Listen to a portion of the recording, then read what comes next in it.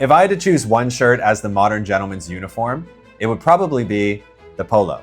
If you're someone who wants to dress classy but doesn't have the need to be in a suit each day, the polo is the perfect solution. It's casual but classy, and it fits in pretty much anywhere. And that's what makes it the perfect modern gents uniform. If you've been watching my content for a while, you may have noticed something. I wear a lot of polos. And this isn't by accident. I think they're great, but unfortunately, most men don't wear them particularly well. So in this video, I'm going to give you 5 tips on how to wear polos well. And if you stick around until the end, I'll show you 3 outfit examples that you can try, along with some recommended products. Gentlemen, this is your Polo Playbook.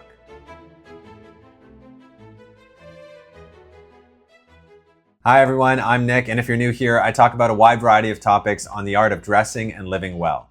If that sounds interesting, hit subscribe. Also, follow me on Instagram. I post there regularly, and I have a ton of fun content planned. I actually watched a TikTok on the origin of the polo not too long ago, and it was quite interesting. So before we dive into how to wear polos, I want to share that origin story with you because it's not what you think. Despite the name, the modern polo shirt as we know it is actually closely associated with tennis, not polo. In the early 20th century, players were still wearing long sleeve shirts and clothing that was not comfortable for movement. René Lacoste, I'm sure you might recognize that name, was a French tennis champion who wanted something lighter and more practical. So in 1933, Lacoste introduced what became one of the most iconic shirts in menswear, a short sleeve cotton shirt with a soft collar. It was athletic, but it was still refined. And that's the genius of the polo. Over time, the polo moved from tennis courts and polo fields into country clubs, universities, golf courses, and eventually everyday style. Ralph Lauren turned it into an American icon in the 1970s, making it feel preppy and aspirational. The problem is that somewhere along the way, the polo lost some of that elegance, and for many men, it became associated with corporate-y golf tournaments and douchebags.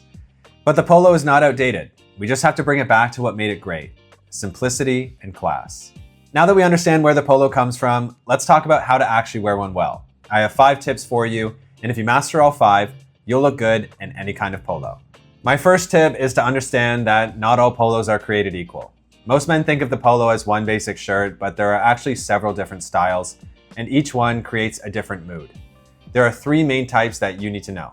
The first one is the classic cotton piqué polo, and it's probably the most common. It has a slightly textured feel, it's breathable, and it works well for casual everyday outfits with chinos, jeans, shorts, etc. Then you have the knit polo like the one that I'm wearing. This is the more elevated version. These are quite popular right now, and they're one of my favorites because it has more texture and it looks a little more refined, especially in a neutral color. And then you also have long sleeve polos, which work beautifully for smart casual looks and for those cooler days. No matter which one you choose, ensure the polo sits cleanly on your shoulder and the sleeves come down a reasonable length, usually around mid-bicep is best, unless it's slightly oversized. And if you're wearing it untucked, the length should usually end around the middle of the fly or just below the belt line. Remember that polos are meant to look clean and simple. Tip number 2, avoid the golf shirt trap. Okay, just to be clear, there is nothing wrong with wearing a performance polo if you're actually going golfing or playing tennis or doing something active. In that context, it makes sense, and I wear them too. The problem is when men take that same shiny athletic polo and try to wear it as everyday style, like at the office. That's when the polo starts to look less like refined casual wear and more like corporate merch. The usual signs are pretty easy to spot too. It's always some shiny synthetic fabric, oversized logos, or overly bright colors. These details can make a decent outfit feel cheap, and you don't want to look like you're about to tee off at the company golf tournament when you're working from the office.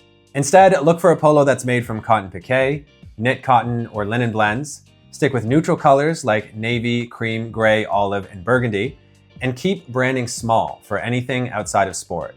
When you wear a polo, you want to look masculine and intentional. Tip number 3, pay attention to the collar. The collar is a core part of the polo shirt. It helps give the shirt structure, and it's what elevates it above that of a regular t-shirt or any other casual shirt.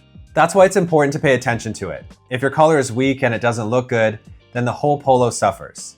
Avoid collars that are too floppy, too tiny, too wide, or risk curling or falling apart after a few washes. Ideally, you want a collar that sits naturally and looks good with the rest of your shirt.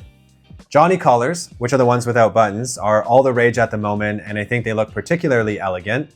I have several polos with this type of collar and they look great. Also, unless you're deliberately going for a specific retro look, avoid popping the collar. It just looks forced, or worse, you look like a douchebag. The fourth tip is to know when to tuck it in.